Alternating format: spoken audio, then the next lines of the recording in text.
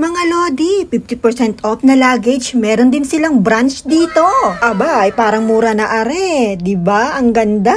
Marami pa pong choices. Dito nga po yan, sa exit B2 ng Prince Edward MTR Station. Paglabas natin, kakaliwa tayo at tatawid. At kakaliwa ulit tayo dyan. Lakad lang mga Lodi ko.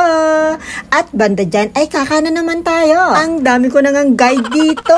Manawa kayo, tawid ulit tayo at diretso ang lakad. Dito nga sa paglalakbay ko sa Pioneer Street ay talaga namang binusog ang aking mga mata.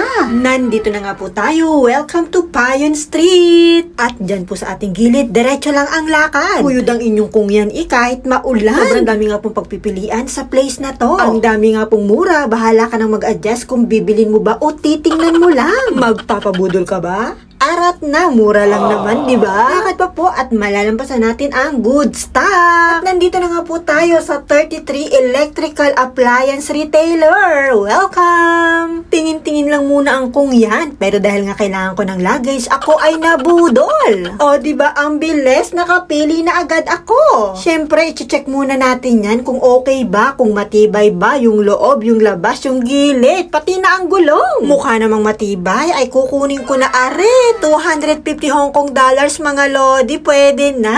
Baka lang po type nyo rin dito. Thank you so much!